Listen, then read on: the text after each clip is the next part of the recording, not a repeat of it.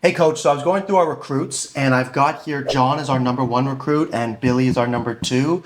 Right now we haven't heard from John in a while. What do you want to do with Billy? It's a good question, assistant coach. So right now I'm thinking Billy is the player we're going to take, but what I need to do is see how many emails they've both sent us, and I really want to compare, who's been more interested in us and see who's ready to set up a phone call. Okay, coach, that makes sense. I've actually been texting with Johnny and, given he's our number one choice, he's been a little bit slow to respond, so I don't think he's really as interested in us. So even though he's our number one choice, I really rather have somebody that, is responsive and somebody who's going to communicate properly. And if he doesn't like us, then we'll move on. We're a Big Ten school.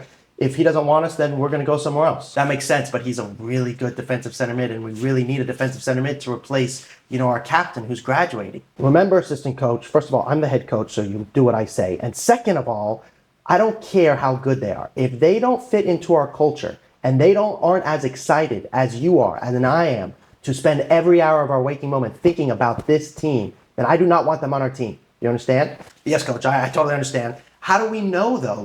How do we know for sure that they care about us as much as we? What if they just want money? What if they just want to play college soccer? How do we know, if we lose, I'm going to lose my job. I have kids, a family, I'm coaching club soccer.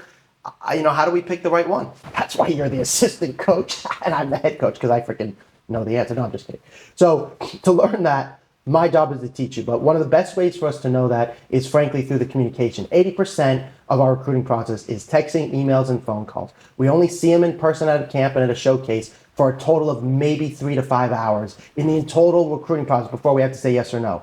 How we're really going to weigh in if we want them is how they communicate with us via this whole entire process over the course of years. Got it, coach. Okay, that makes a lot of sense. Well, to be honest with you, I like Billy. Billy's nicer and he cares about us more. If you want to know what it's like to get recruited and how to get recruited to play college soccer, give me a call, links in the bio. This is exactly how the recruiting process works, and I'm trying to show you so you get a better understanding of what you need to do from a communication perspective to talk to these college coaches.